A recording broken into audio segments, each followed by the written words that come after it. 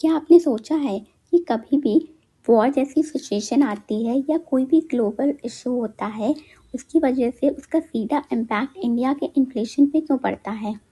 इसका अगर हम मेजर रीज़न देखें तो वो ये है कि हमारा 95% जो ट्रेड है वो होता है सी के थ्रू। अब ऐसे में बड़े बड़े जो शिप्स हैं वो निकलते हैं और फिर वापस आते हैं।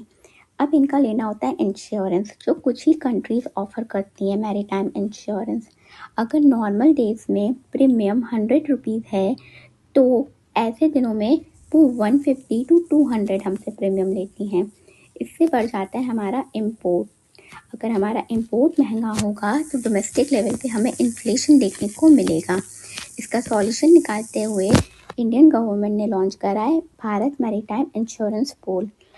ये 12,980 करोड़ सोवरेन गारंटी के साथ लॉन्च किया गया है। मतलब कि अगर शिप की बॉडी को, उसमें रखे गुड्स को कोई लायबिलिटी, मतलब ऑयल स्पिल हो गया या किसी और को नुकसान हो गया या वॉर जैसी क्राइसिस में फंस जाता है और कोई डैमेज होता है किसी भी टाइप का, तो उसकी भरपाई अब करेगा ये सोवरेन गारंटी जो इंडियन गवर्नमेंट ने लॉन्च करी है। इसके फ़ायदे हैं, एक तो हमारा इन्फ्लेशन कम दिखेगा, दूसरा बड़ा फ़ायदा ये है कि हमारा फॉरेक्स भी कम होगा। अगर हम इंश्योरेंस लेंगे इन लोगों से तो हमको पैसा देना होगा या तो डॉलर में या तो एसडीआर में। अब अगर हमें ये इंश्योरेंस अपने ही देश से मिल जाएगा तो हमें फॉरेक्स में ट्रेड नहीं करना पड़ेगा। हम इंडियन रुपये में ट्रेड करेंगे और हमारा फॉरेक्स रिजर्व मेंटेन रहेगा। दूसरा बड़ा फ़ायदा ये है कि हमारा इम्पोर्ट सस्ता हो गया, इम्पोर्ट सस्ता हो जाएगा, तो अब हमको सामान सस्ता पड़ा तो हम एक्सपोर्ट भी सस्ता ही करेंगे, महंगा नहीं जाएगा।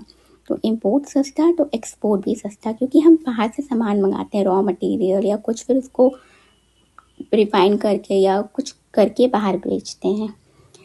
अब ये ऐसा मैरीटाइम जो इंश्योरेंस पूल है, इंडिया से पहले यूके, जापान और साउथ कोरिया के पास था, इंडिया 4th है। अगर आपको ये वीडियो इन्फॉर्मेटिव लगा हो और आगे भी ऐसे इन्फॉर्मेटिव वीडियो देखना चाहते हो तो लाइक, शेयर एंड सब्सक्राइब।